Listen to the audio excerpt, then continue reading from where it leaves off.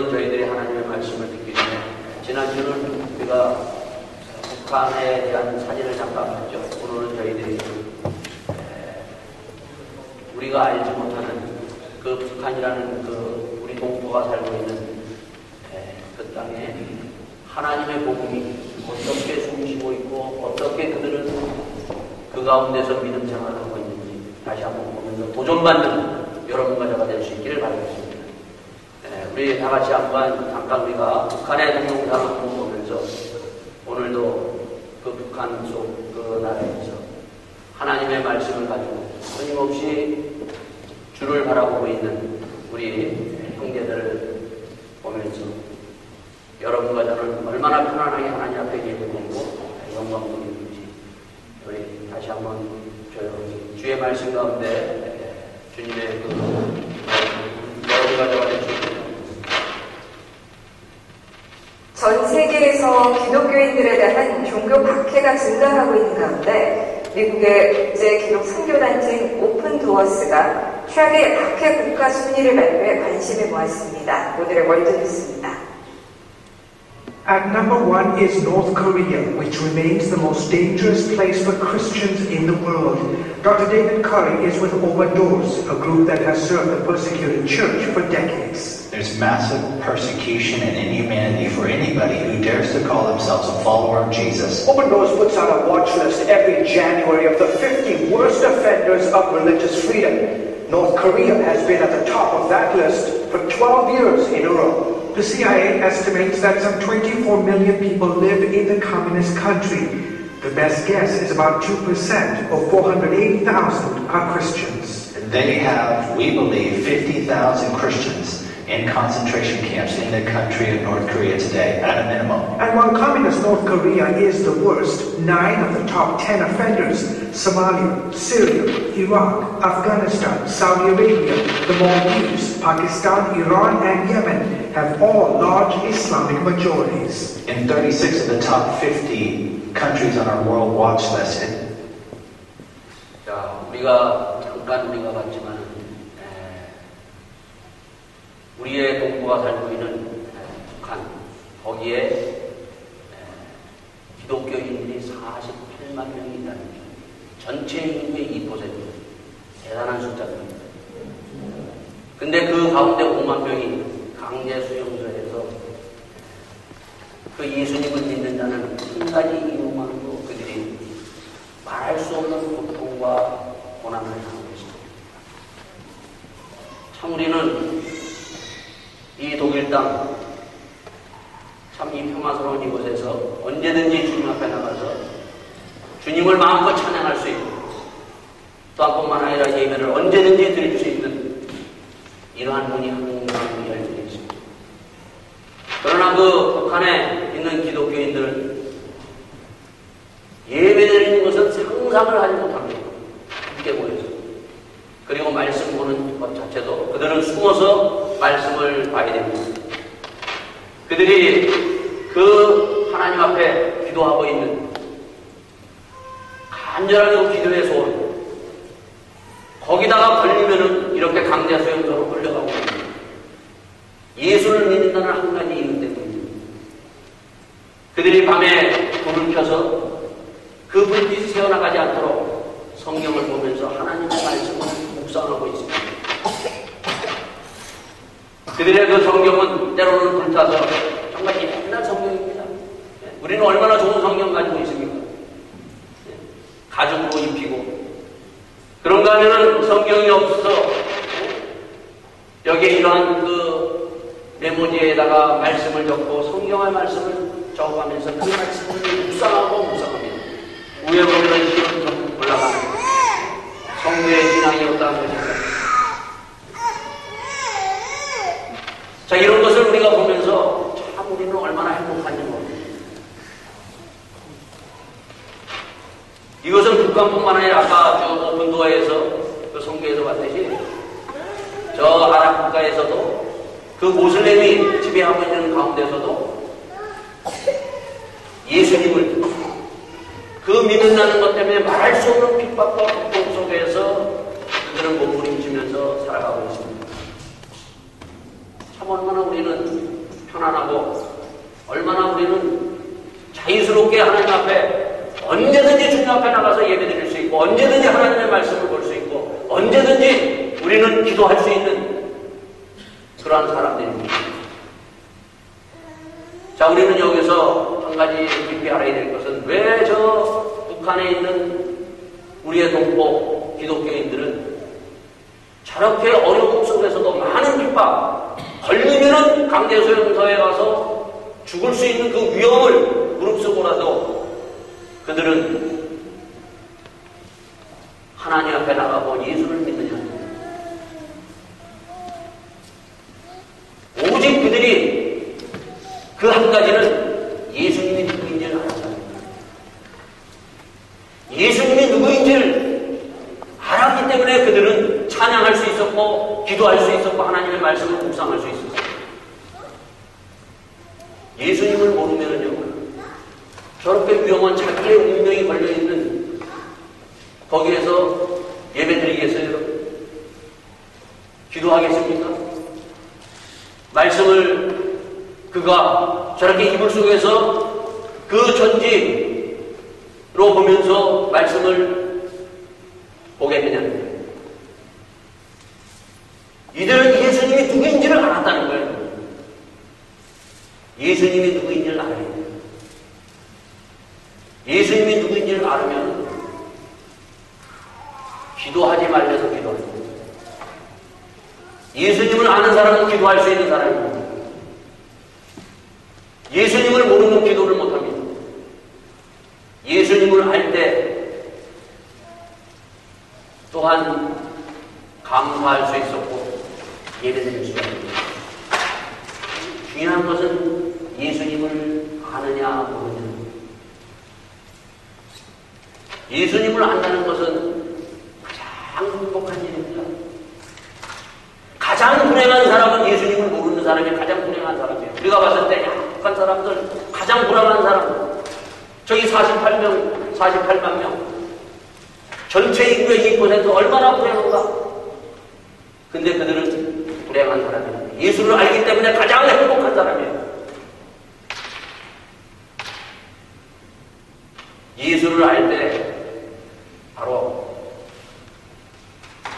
우리는 사람을 정죄하고 판단하고 정죄합니다. 그러나 예수를 모르면요 사람을 정죄하고 판단하고 정죄합니다. 저 북한에 있는 사람들이, 저 북한의 공산당들이 저 사람들을 강제소용소로 보내는 것은 예수를 모르기 때문에요. 예수님이 누군지를 모르기 때문에 저러한 짓들을 한다는 겁니다. 예수님이 이 땅에 오셔서도 바리새인과 서기관들은 예수님이 누군지를 몰랐어요. 그렇기 때문에 바로 예수님을 십자가에 못 박은 것입니다. 예수님이 누구인지를 알았다면 예수님을 어떻게 십자가에 못 박겠어요? 그래서 여러분과 다시 한번 예수님이 누구인가 정말 알 수 있는 우리 모두가 될 수 있기를 바라겠습니다. 가장 중요한 우리의 인생의 문제는 예수님이 누구인가를 아는 것이에요. 예수님이 누구인가를 알 때 우리의 삶이 굉장히 신나는 거예요. 예수님을 알 때 우리의 달려가는 길은 천국을 향해서 달려갑니다. 그러나 예수님을 모를 때 정말 지옥 같은 삶을 살아가는 거죠. 지난주부터 다시 한번 이사야를 통해서 예수님이 누구인가 이 예수님을 알면서 여러분과 우리가 우리 모두 다 함께 천국을 향해서 마음껏 달려가는 정말 행복한 사람이 될 수 있기를 바라겠습니다. 자, 이사야서 우리가 지난주에 봤죠?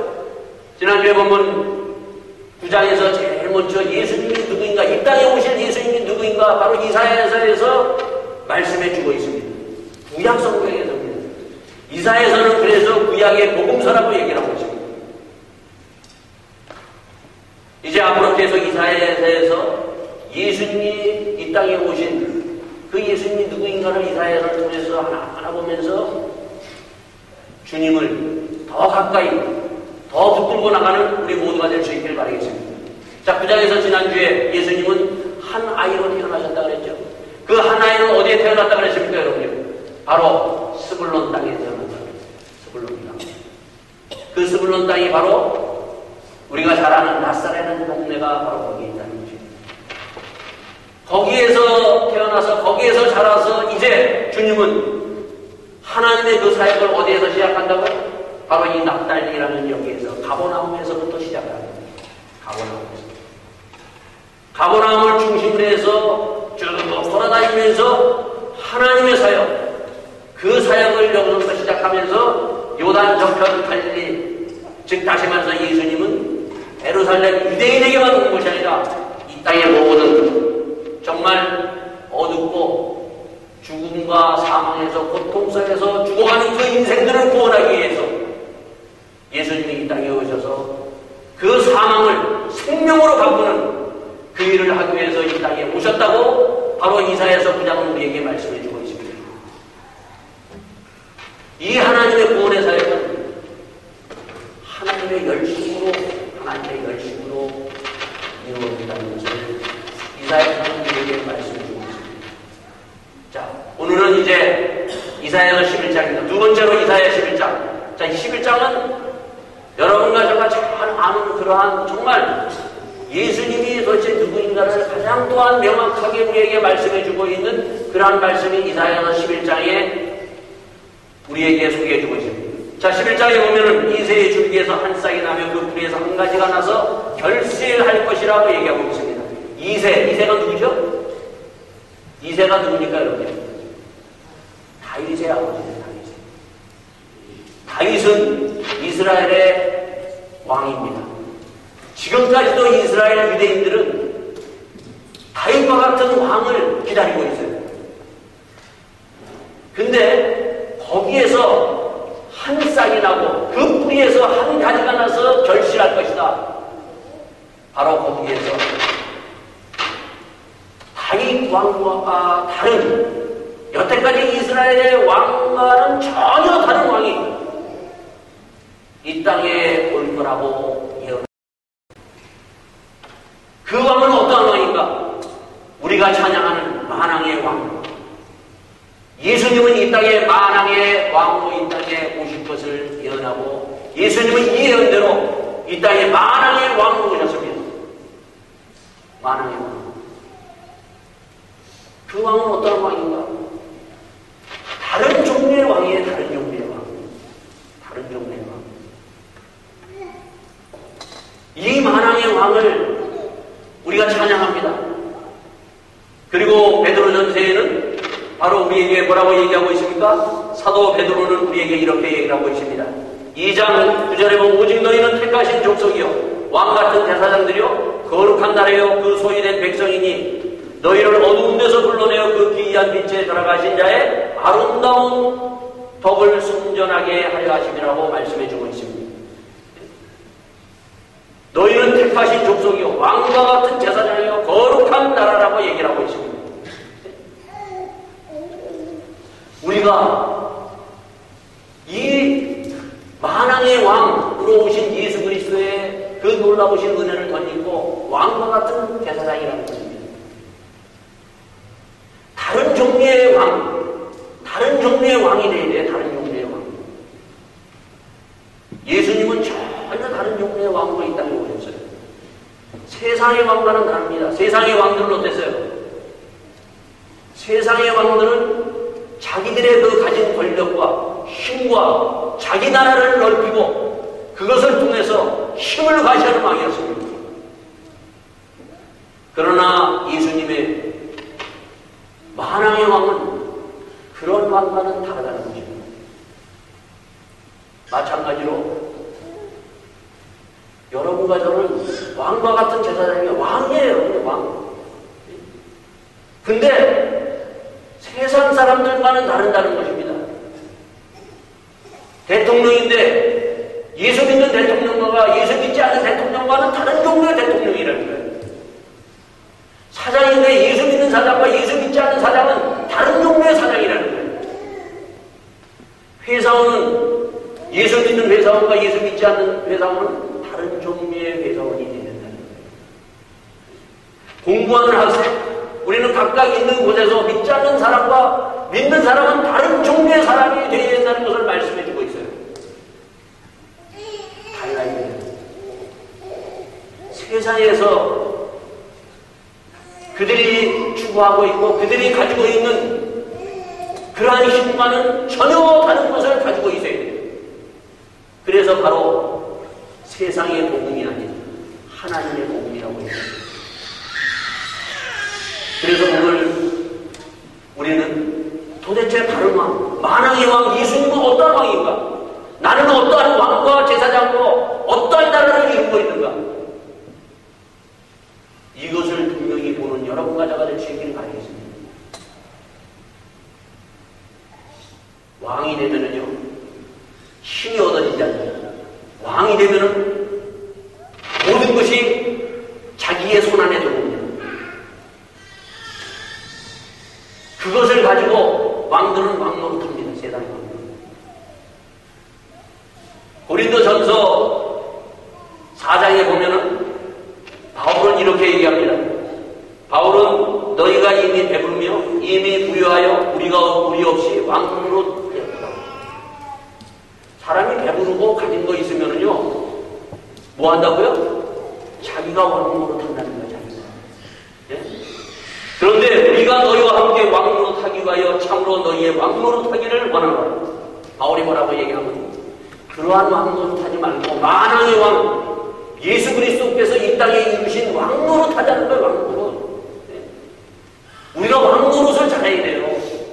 배불러서 세상 사람들이 왕노릇하는 그 왕노릇하지 말고 바울은 우리와 함께 만왕의 왕이 이 땅에 오셔서 왕노릇하신 그 왕노릇을 우리가 하자. 이것을 간절히 얘기하고 있습니다. 그래서 교회 안에서도 목사가 왕노릇하고 세상에 왕노릇하면은 그 목사가 나중에 뭐가 교주가 되는 거예요. 장로가 왕노릇하면은 거기에서 서로 다툼이 있고 불화가 생기는 겁니다. 고린도 교회가 그랬어요. 고린도 교회가 서로 세상에 배불러서 하나님의 주신 은혜를 가지고 서로 자기들이 왕노릇하고 있었다는 것입니다.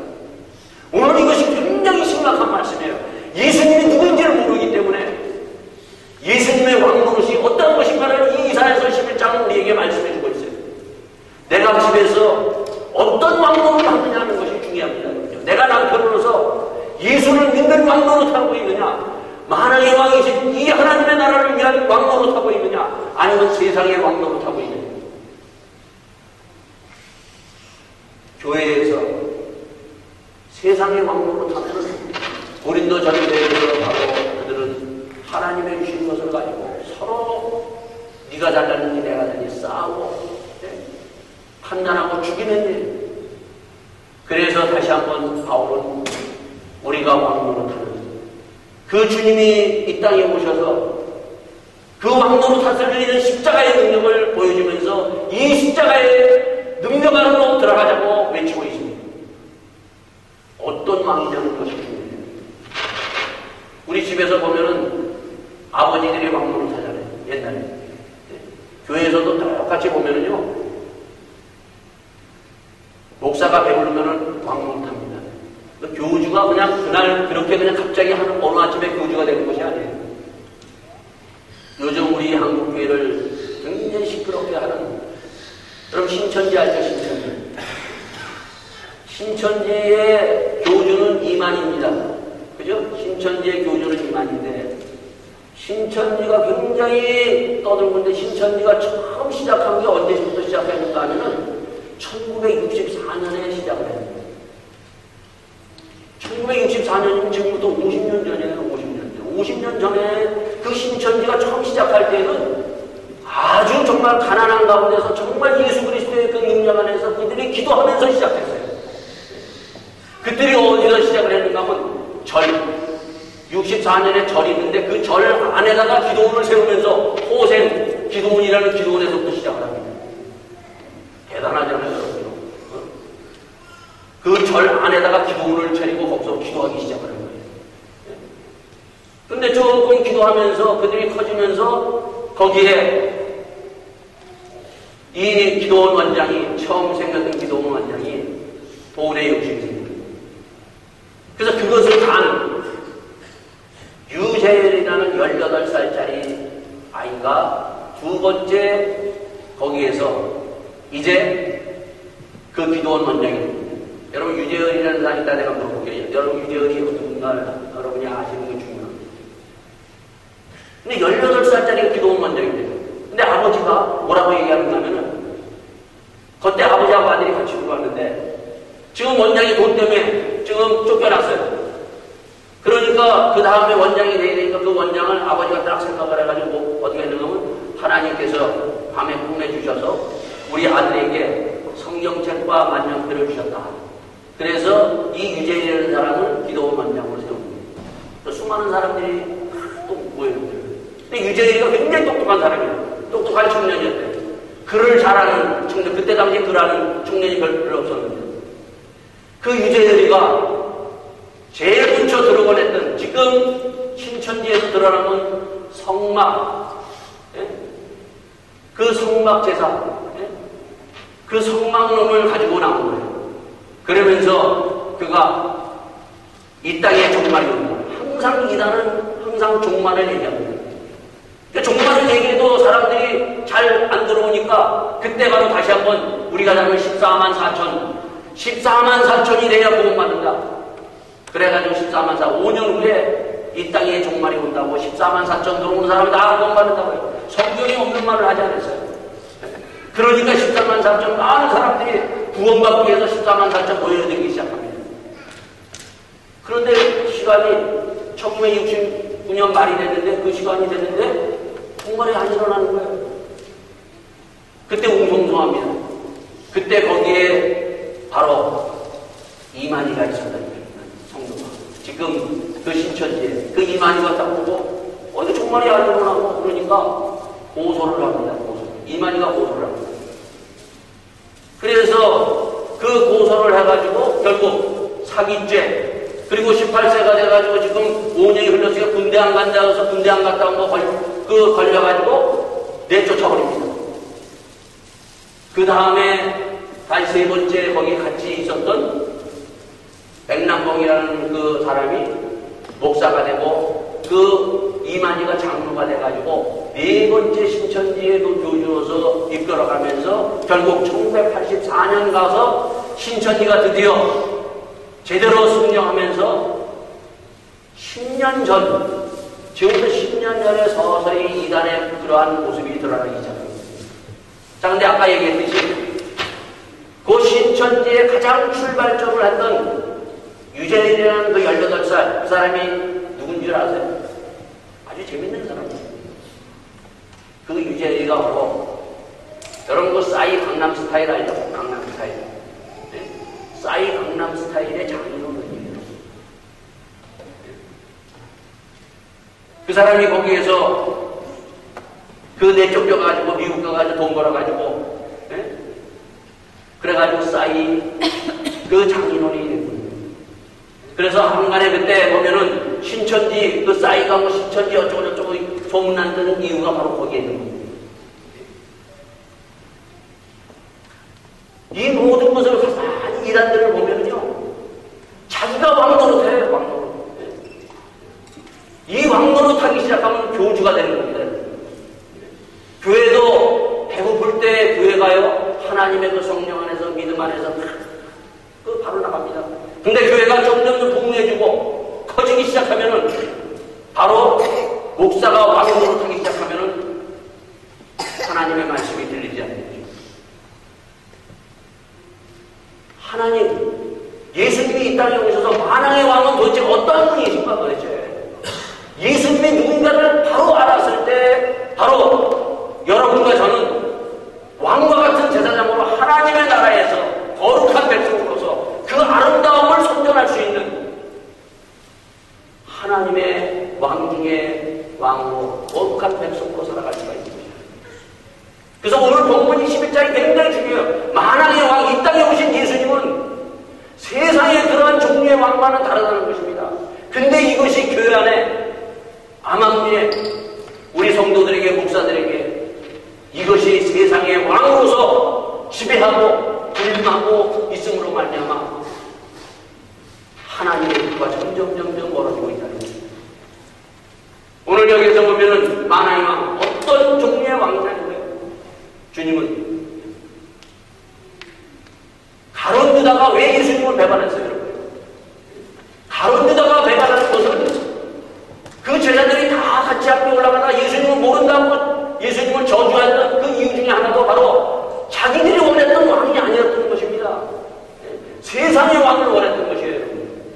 이 만왕의 왕도 이 땅에 오신 주님을 보지를 못했기 때문에 그들은 배신하고 예수님을 팔아넘기고 그들은 다 떠나버리고 말았던 것입니다. 예수님이 누구인지를 알아요. 예수님.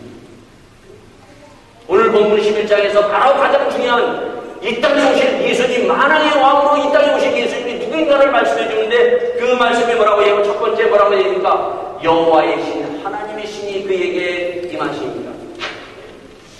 예수님이 이 땅에 오셔서 사역할 때 지난주에 우리가 봤죠? 마태복음 4장에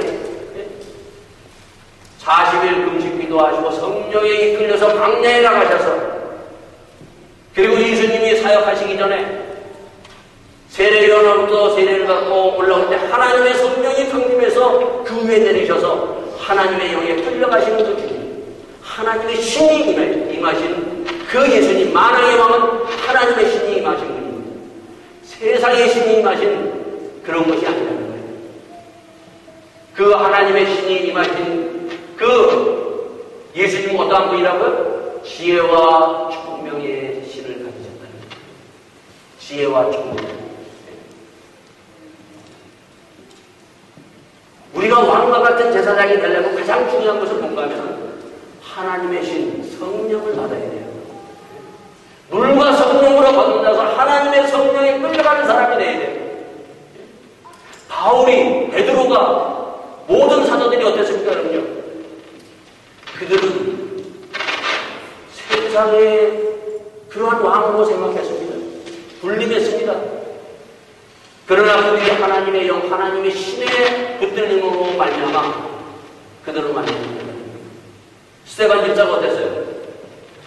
스데반 집사가 성령에 충만해서 바울이 얘기하는 사울이 그렇게 튼단한, 구약에 튼단한 사람을 성령에 붙들려서 그들에게 하나님의 말씀을 전하고 그들을 입을 딱 막을 수 있는 그러한 지혜와 총명을 스데반 집사가 가졌다는 거예요.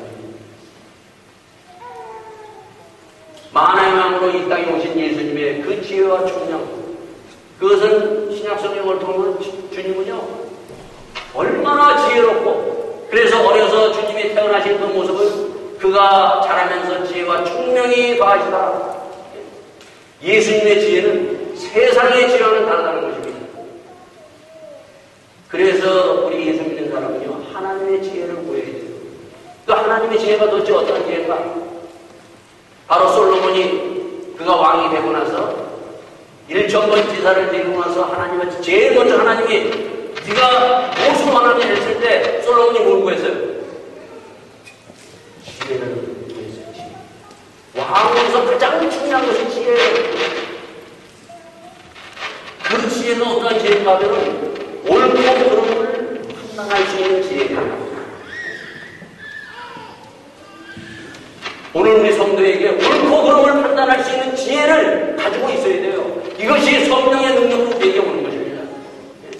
무엇이 옳은지 무엇이 틀린지, 사업을 해도 그렇고 직장을 생활해도 그렇고 가장 중요한 것은 이게 옳은 것인지 그런지 판단할 수 있는 능력이 있어야 돼요. 그 지혜를 받아가지고 살아갈 수 있는 성도가 됐을 때 바로 잘못된 판단 속에서 잘못된 길을 가지 않냐고, 좌로나 우로나 치우치지 않냐고 하나님의 길을 갈 수가 있는 것입니다. 사단은 항상 우리의 지혜, 이것을 흐려뜨려버리고 있습니다. 내가 어떻게 판단하지 못하게끔 흐려놓고 있는 것이 사단의 전략입니다. 총명이 뭡니까? 총명은 또 앞을 내다볼 수 있는 거예요. 현실만 보고 살아가는 것이 아니에요. 우리는 앞을 보고 살아가는 사람이에요. 우리는 현실 여기서 끝나는 것이 아니라 예수님이 십자가에 죽으시고 부활하셔서 3일 만에 다시 살아나셔서 승천하셔서 하나님 우편에 가신 이 통찰력을 가지고 앞을 내다보면서 갈 수 있는 사람들이에요. 여기에만 묶여서 살아가는 사람이 아니라. 두 번째 뭐라고 얘기하십니까? 세 번째는 모략과 재능의 신이라고 했어요. 모략과 재능의 신. 이 모략과 재능의 신은 바로 예수님이 이 땅에 오셔서 처음부터 예수님은 누구와 싸우는가? 세상과 사단과 싸우는 거예요. 그래서 성령 충만을 받으라는 이유는 우리가 뭐 성령 충만 받아가지고 환상이나 꿈이나 이런 거 보는 것이 아니라 바로 하나님의 신으로 성령이 충만해서 지혜와 청명과 그리고 모략과 재능의 신, 세상에 살아가면서 얼마나 싸워야 될 것이 많아요. 거짓과 싸워야 됩니다. 거짓에 넘어가지 않아야 됩니다. 사단이 얼마나 우리를 괴롭히고 공격해야 됩니까? 그것과 싸워서 이길 수 있는 군사적인 하나님의 군사가 됩니다. 예수님은 끝까지 처음부터 그 사역하면서 계속하면서 싸우면서 뒤로 물러가지 아니하며 끝까지 그 십자가의 길 하나님의 뜻을 이루면서 한 걸음 주님은 그 십자가에 올라가서 승리했듯이 오늘 여러분과저도 이 성령의 충만을 받아서 하나님의 힘, 이 하나님의 놀라운 승리의 성령의 능력을 가지고 싸우면서 뚫고 나가는 하나님의 능력이 있어야 돼요. 그래서 성령 충만이 가지는 이 성령은 위험한 게 아닙니다. 다이나마이트 같은 힘입니다. 힘이에요. 그 힘은 다른 데서 사용하는 것이 아니라 세상과 싸우고 거짓과 싸우고 모략과 싸우면서 나가면서 주님의 주시는 그 길을 한 걸음 승리하면서 나가는 하나님의 사람, 이러한 왕과 같은 제사장이 되라는 것을 바로 이 만왕의 왕 예수님을 통해서 우리에게 보여주고 있습니다. 마지막 뭐라고 얘기합니까? 지식과 여호와를 경외하는 신이라고 얘기하고 있어요. 지식과 여호와를 경외하는 신이 우리에게 임하셨다. 이 지식은 세상에 주시는 지식이 아니라 여호와를 경외하는 신. 그래서 예수 믿는 사람은요, 윤리적으로 도덕적으로도 사람들 앞에 험이 없어야 돼요. 예수님이 이 땅에 오셔서 윤리적으로 도덕적으로 막 허투르게 살아가셨습니다. 주님은 세상에서 바르게 살아가셨어요. 그래서 성도는 바르게 살아야 돼, 바르게. 뿐만 아니라 예수님이 이 땅에 와서 경외한다는 건 철저히 하나님 앞에 순종하는 것입니다.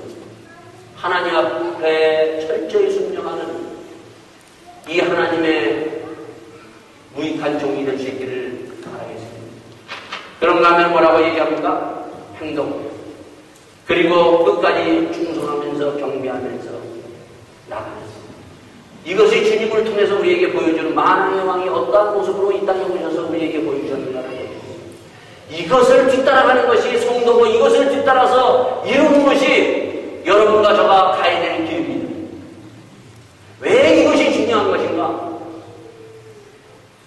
여기서 끝나지 않냐고 이것을 주님께서 1절에서 5절까지 말씀하신 그 뒤에 뭐가 나옵니까? 그 뒤에 6절서부터 9절 말씀에 보면 그때 이리와 어린 양이 함께 구하며 표고의 어린 염소와 함께 누우며 송아지와 어린 사자가 살찐 짐승이 함께 있어 어린아이에게 끌리며 암소와 곰이 함께 먹으며 그것들의 새끼와 함께 엎드리며 사자와 소처럼 풀을 먹을 것이며 젖먹이는 아이가 독사의 구멍에서 장난하며 젖된 어린아이가 독사의 물에 손을 넣을 것이라. 나의 거룩한 산 모든 곳에 해함이 없고 상함도 없을 것이니 이는 우리 바다를 덮은 것 같이 여호와를 아는 지식이 세상에 충만할 것입니다. 왜 우리가 이 만왕의 왕 예수님을 우리가 따라가야 되고 예수님이 주시는 이 여호와의 신 성령에 충만하고 지혜와 충만의 신 그리고 모략과 재능의 신과 그리고 여호와를 경외하는 신에 붙들어야 되는가를 말씀해 주고 있습니다. 6절서부터 쭉 9절까지는 바로 예수님이 이루시는 하나님의 나라에 하나님의 성령에 붙들렸을 때 우리가 어떠한 삶을 살아야 될 것인가 어떠한 공동체가 이루어질 것인가를 말해주고 있습니다. 이것이 바로 성령의 공동체 사랑의 공동체 이 땅에서 예수님이 그 십자가의 중심으로 말미암아 부활하셔서 이 땅에 세우신 교회의 아름다운 모습이에요. 내가 이러한 만왕의 왕의 그 왕, 다른 종류의 왕으로서 이것을 가졌을 때 우리의 가정이 뭐예요? 네? 서로 으르렁으르렁대고 싸우지 아니하며, 여기에 보면 소와 그리고 여기에 보니까 이리와 표범의 송아지가 함께 논다 그랬어요. 함께. 우리는 옛날에 살 때 보면요, 어떤 사람은 양과 같이 순한 사람이 있는가 하면 어떤 사람은 이리와 표범의 세상에서 물고 뜯고 싸우고 그러다가 사는 사람들도 있고, 가지각색한 사람들이 모여서 예수 믿고 변하는 겁니다. 여러분요. 함께 동거하는 거예요. 여러분요. 어떤 사람은 착한 사람으로서 태어날 때서부터 착하게 부모님들 돼서 정말 어떻게 잘한 사람이 있는가 하면 세상에서 살기 위해서, 먹고 살기 위해서 온갖 정말 거짓말도 하고 남을 짓누르기도 하고 속이고 속고 하면서 살아가는 사람들 다 예수 믿음으로 말하며 함께 아름다운 이러한 서로 이리와 표범이 양이 함께 거하는 아름다운 공동체가 교회 공동체예요. 그래서 교회에 와서 우리가 예수 믿고 성령 받아서 이렇게 아름답게 변하는 이러한 아름다운 공동체를 이루라는 것입니다.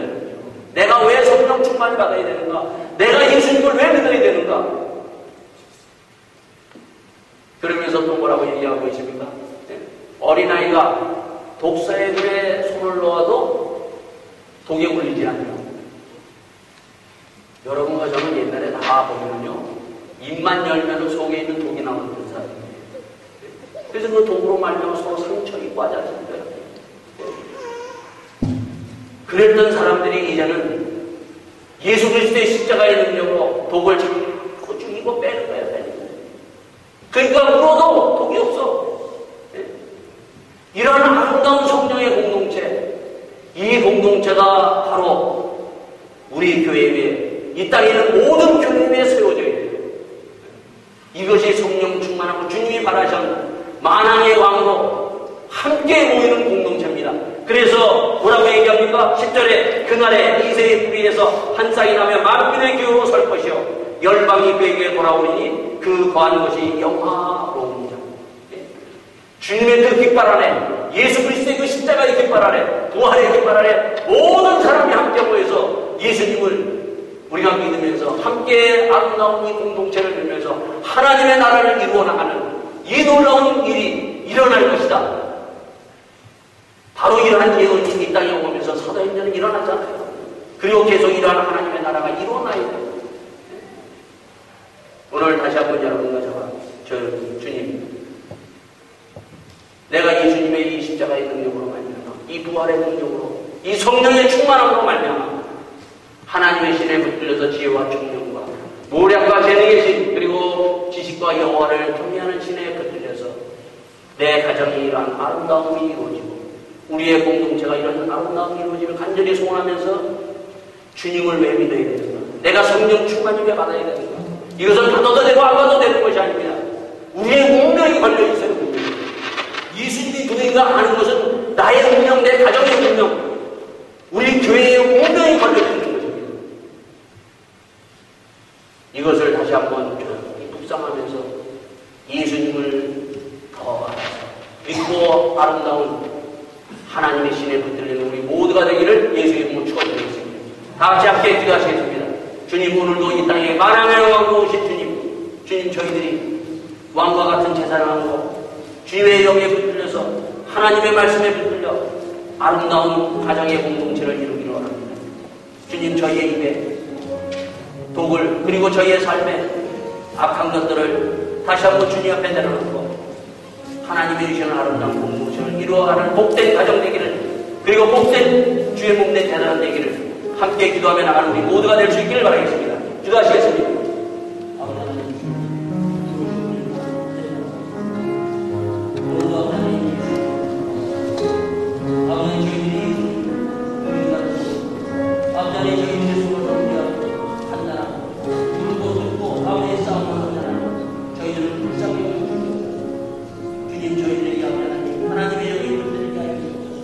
하나님의 성령에 붙들리게 하여 주옵소서. 하나님의 말씀에 붙들려서 하나님의 지혜와 총명을 가지고, 그리고 아버지 모략과 재능의 아버지 하나님의 놀라운 신에 붙들려서 이 세상과 싸워서 아버지 저희들이 하나님의 나라를 이루는 복된 하나님의 자녀들, 복된 가정이 될 수 있도록 축복하여 주시옵소서. 예수님을 더할 길을 원합니다. 생명 안에 흔들리기를 원합니다. 예수의 능력이 아버지 하나님 이 땅에 이루어진 그 능력이 나의 능력이 되고 저희의 집안의 능력이 되고 주의 몸된 재단의 능력이 될 수 있도록 인도하여 주시옵소서. 주님 저희들이 다 우리가 아버지 하나님 오늘도 아버지 하나님 주의 주신 말씀 이 말씀이 내 말씀이 되고 지금 아버지 하나님 주의 이 말씀이 아버지 하나님 이루어지는 귀한 아버지의 축복이 이루어질 수 있도록 함께하여 주시옵소서. 주님 주의 영광 저희들이 다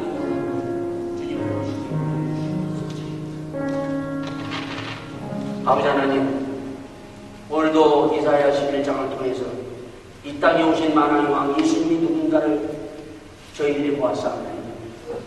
우리의 가정의 운명이 이 예수님의 아버지 하나님 누구인가를 알아서 바뀔 수 있도록 인도하여 주시옵소서. 주님, 저희의 몸된 재단에 하나님의 나라가 임하게 하여 주시옵소서. 주님, 나에게 아버지 하나님 예수님이 누구인가를 더 알아서 주의 영에 베풀려서 하나님의 말씀을 이루어가는 그 기쁨이 충만하게 하여 주시옵소서. 저희들이 천국을 향하여 저희들이 예수님을 알고 달려가기를 원합니다. 이 기쁨이 넘치게 하여 주시옵소서. 이 기쁨으로 살게 하여 주시옵소서. 하나님의 나라가 이루어지기를 간절히 소원하며 이 모든 말씀을 주 예수 그리스도의 받들어 기도하였사옵나이다.